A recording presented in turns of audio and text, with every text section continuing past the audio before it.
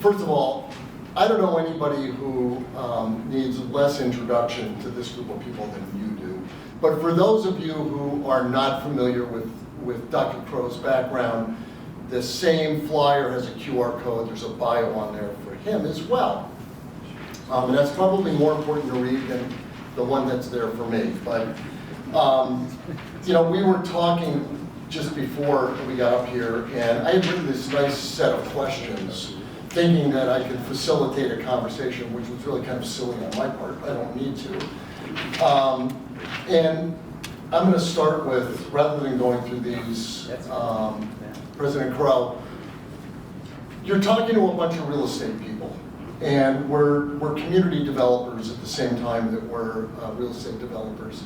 And I don't think there's an institution in the country, university in the country, that's more involved with real estate than ASU. And the profound effect that the involvement that the university has in developing the things that it does on the community is just tremendous. And maybe you can start by talking a little bit about that, because the statistics are impressive. Yeah, so first, you know, I lived in Manhattan before I came out here, and I was one of the senior officers. I was executive vice provost of a place called Columbia University. And I was a professor there and so forth and so on. But one of my assignments was advance across the entire Columbia University the leverage of every asset of real estate that we possibly could put in place relative to research. And so one day somebody gave us the GE headquarters, and then one day somebody gave us a building on Broad Street in Lower Manhattan, and then they gave us this, and they gave us that, and they gave us this, and they gave us that. And I ended up working for, I reported to the president and the provost, but they were so nervous about what I was doing, because any money that I could make off the projects, I got to invest as an internal venture capitalist inside Columbia. So by the time I left, we were making $55 million. We were making about $350 million off intellectual property, and I was investing $55 million of that a year in new projects. And then we were making lots of resources off of real estate. Columbia is one of the 5 largest real estate holders in the city of New York. 8,000 apartments, unbelievable buildings all over the city, property all over the city. So I ended up working for a guy named Jerry Spire from Tishman Spire, and I ended up working with a guy named Lionel Pincus, who founded a firm called Warburg Pincus. And then I ended up working with a guy named David Stern, who was the commissioner of the National Basketball Association, and Steve Friedman, who was the co-chair of Goldman Sachs. And so for 12 years, I got to work with these jokers. And so for 12 years, we advanced everything that you could possibly imagine. And because that was a university, in spite of all their issues and difficulties they're having right now with, you know, being sort of slow of mind, they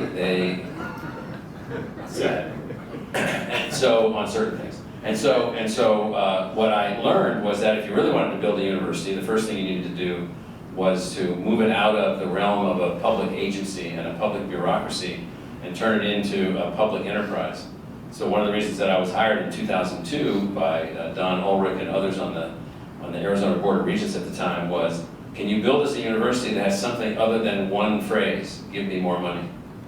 And I said, yeah. We can facilitate building a university that can become one of the greatest institutions in the history of our species. We can do all of that with money that we can generate on our own. And we can do that at light speed if you just get out of the way. They did that and have done that, and I've been here for 22 years now in this job. So we were graduating about 8,000 students with a 25% 4-year graduation rate, with a student body that was mostly white, middle class at the time. This year we'll graduate about 40,000 graduates that are representative of everybody in Arizona, all the families, all the backgrounds, all the economic statuses of all the families. We were doing about $100 million a year of research, which made us a, you know, kind of like a middleweight research university. This year we became the 4th university in history to break $1 billion of research expenditures without a medical school. So only MIT, Georgia Tech, UC Berkeley, and now the Tempe Normal School. And I say that because our real estate projects are related to all of these things. We had to now take an enterprise approach to things. We had to look at our real estate assets in a different way, not like a government agency waiting for a building to be built with public taxpayer dollars as the only method that we could advance. So in the 12 years before I came to ASU, 1 building was built. one classroom building. We had no grade A, class 1 research buildings of world-class stature. We now have almost 20 of those. We had no revenue from real estate to speak of other than a few rentals. We were not leveraging our real estate assets in any significant way because we were thinking like a government agency. We were waiting for the taxpayers to be less stupid and to find ways to give us more of their money to achieve modest outcomes. If you take your real estate, I'll just give you some examples. So we have 7 innovation districts now that we're advancing. The ASU Research Park was the one that was already in place. That park was just selected as the site for a $3 billion new national laboratory related to advanced digital electronics. That will be the headquarters of that national laboratory. It will become the seedling of all kinds of other things. That project, that real estate project, which was the old ASU teaching farm, will at the end of the day be unbelievably valuable in terms of economic development, community development, job development, revenue enhancement, revenue development for ASU.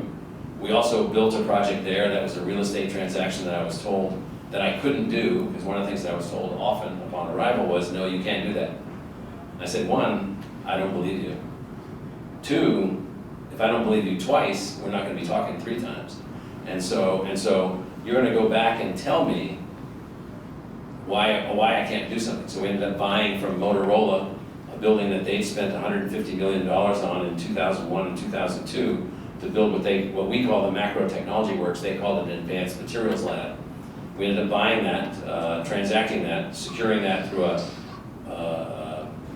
an option that we bought from the building, for the building, to have it as a part of a proposal. These were all things that ASU wouldn't do before. Buying an option on a building to use it as a real estate asset to help attract what became a $150 million project was unheard of. Well, we won that project. We won that $150 million project in advanced materials from the Army, so that the Army platoon leader could have a visual screen on their uniform to deploy assets under combat to kill our enemies. Just to be clear, because I get so much feedback from people think that we're like, oh, commie bastards over at the university. It's just so weird to me. I'm like, commie bastards? Are you like kidding me?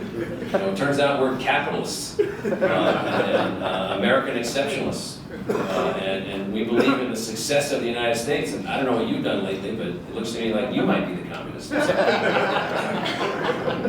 So the ASU Research Park was where we started. We have another project called Novus, which is an innovation district, which has about 3 million plus square feet up already in a $10.5 million project. Some of you are intimately aware of these projects, like the Marina Heights project, which is a fantastic, 2.1 million square feet. So, John Graham, who owns those buildings? ASU owns those buildings. What? Yes, ASU owns those buildings, and some capitalist is going to make a lot of money off those buildings. And then eventually those buildings are going to come back to us, and along the way we're going to secure the land rent and other investments from those buildings, and we've built a way to generate revenue, but we're not only interested in revenue, we're interested in building this city, building this state, and building this university, but not doing it in the old model of, when can you give me more money? Our revenue when I took office was about $700 million a year. Our revenue this year will be about $6 billion. The state's investing $400 million, and we're finding $5.6 billion other dollars. And next year we need to find $6 billion, and the next year $6.5 billion, and the next year $7.2 billion. And so you can't advance in this realm of what we're doing, graduating 40,000 students, doing $1 billion a year of research, making things happen without having a different conceptualization of real estate. So we had no taxpayer dollars in anything, nothing. Our $360 million renovation project at Sun Devil Stadium, we paid for that. And one of the ways that we pay for that is these districts, these real estate districts that we have evolved. But the real estate districts are not transactional districts for the sake of just building property. We have no interest in just building property. We have no interest in generic development. We only have interest in development which leverages the presence of the university. Real estate, individual projects like Mirabella, our hotel project that we did with Omni, downtown Phoenix, where we did a project with the city of Phoenix, and we were talking about this earlier.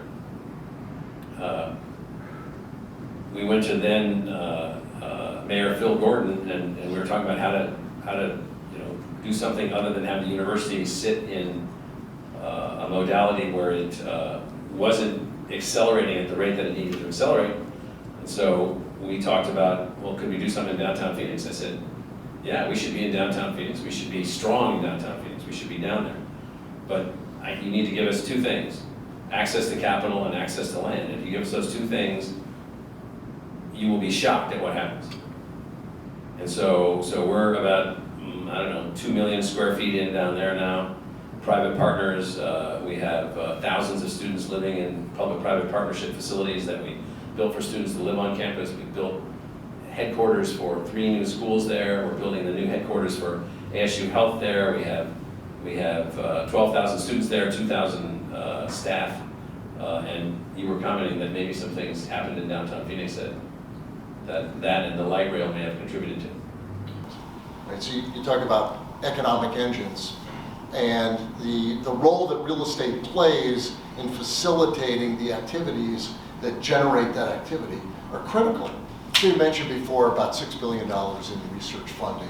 Well, $1 billion in research expenditures, $6 billion in revenue for the university. And that's without a medical school. Right. So we now have, we're working on that medical school. What difference do you think that that's going to make? Well, so the approach that we're taking is we decided that, and I had a lot to do with the Columbia Medical School, so I learned a lot about medical schools there, and I was on the accreditation team for the Harvard Medical School and the University of California in San Francisco and other big medical schools and so forth, and big universities with medical schools. So we decided not to build a medical center, but to take an approach that's much more Phoenix-like. That is to build something that we're calling ASU Health. ASU Health will have a new medical school that we're designing called the School of Medicine and Medical Engineering. It will have an expansion of our Edson College of Nursing and Health Innovation. It'll have a new college that we're just designing and launching called the School for Technology and Public Health. I won't go through everything. It'll have a new Arizona Health Observatory, which we've stood up, so that we can determine, well, where is monkeypox and where is bird flu and where is this and where is that, and we can tell you down to the building, down to the neighborhood, down to the person. And so all of which is important for going forward. So we're launching all of those things, but our difference is that we don't want a medical center that competes with UCLA Health or competes with the University of Texas Medical School on, how many elite patients do you have? What we're interested in is how do we enhance the health outcomes of Arizona. Arizona has low health outcomes. Overall, we're ranked in the bottom third of the states, and in certain communities, last, the worst. And so there's lots of reasons for that, and so rather than bemoaning those reasons, let's attack them. So we're going to produce new kinds of people, physician engineers. All of our physicians that we graduate will be engineers and AI enhanced. So they will not be a normal only physician.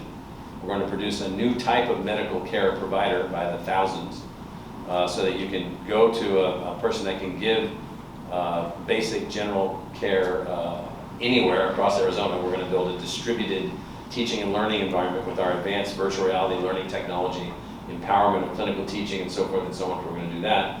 And then for technology for public health, we're going to find ways, to use technologies like wearable devices or other kinds of things to keep people from having to go back to the hospital or go to the hospital or take care of themselves in different ways, all of which should then be also seedlings for new businesses. So we'll be the only university in the country with 4 graduate medical education partners. All the others only have 1. And that means that what we're building is a network where we're the hub of a wheel. And so we have the relationship with Honor, with our medical school. We have a relationship with Mayo, with our joint activities, joint research, 96 jointly appointed faculty members, tens of millions of dollars of joint projects. We built an innovation center on their medical campus out in Phoenix, another real estate project, another state land trust transfer that we were involved in. So we've got all this going on. All of this is related to, if all you build is ultimately an elite medical center, and it just takes the richest patients, and you give them, the 5 jolt ablation to their heart when they get, AFib, and they get on special medicine and special diets, and that's all you do. That's not going to be enough. So we don't think the world needed enough. We don't think that we need another one of those. What we need is the production of ideas, people, tools, innovations, systems, and education and learning assets that can change the health outcomes of Arizonans. because it's a drag on the economy. And so we're seen as a university which has these innovative skills, innovative capabilities, innovative technologies, innovative systems, all of that stuff. So as you go around the world, which you do you find a change in people's attitude about the Phoenix metro area from what it was 10 years ago? Yeah, totally. So definitively, particularly when we talk about all of the falsehoods that are in some of the national newspapers in the United States, and some of the they don't know how to understand things, and we sort of walk people through these things, and we explain what this place is like, and we explain the natural beauty and the place and so forth and so on. So the answer is yes. And then when we also say, we beat Oxford and Cambridge University in just about everything they do. What? Well, no, we don't have small colleges of 300 students each in 35 different colleges like Oxford and Cambridge, but we beat them in research. That may be foreign to a bunch of you, in the sense that you're not thinking about, how to win in that game. So we're the 10th largest producer of patents of any university on earth, of the 10,000 that are ranked or evaluated. And then we've had 400 investor-backed spin-out companies. All of these companies have international partners. All of these companies now see, all the people involved in this see that we're in the game. We're a part of the game. We talk about all of the things that the university does for us, for the community, for what we do as a business and make a living. What can we do to help you? What are the things that we in the community should be doing to ensure that you're successful? Phoenix made it a long ways without a world-class research university. So pretty much the belief is, why would we need that? Never needed it before.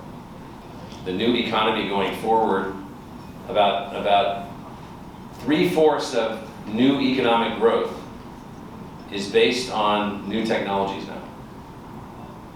Business community, in my view, has taken its eye off the ball relative to human capital. And so human capital is the most valuable thing that we have. It turns out it's not the dirt. You need people to buy the dirt.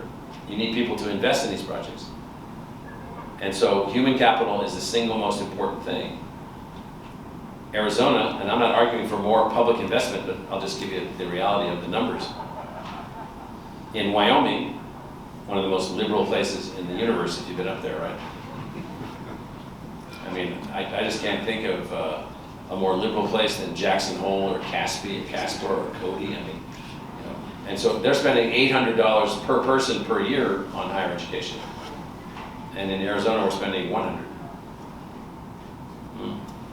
So our per capita GDP has fallen the furthest on a per capita basis of all but 2 states. From the 90th percentile, 95th percentile of the country to the 73rd percentile of the country. That's not good for real estate. Human capital development is what's going to drive up per capita GDP. And per capita GDP is what's going to drive up economic success. And the way to drive up per capita GDP is, there's one indicator that outweighs, it's in an ANOVA analysis of variance, in a statistical application. One variable is greater than all other variables in jumping economic class or building GDP enhancements, educational attainment. It's the only variable. There's no recognition of this. None. So from the business community, what we need is more than yeah, we got a university, I don't know what to do over there. We need the business community and the real estate developers and others to have more of an ambition for the university than It's going to drive our economy, which drives our business, which drives our success. Absolutely. So with that, well, thank you.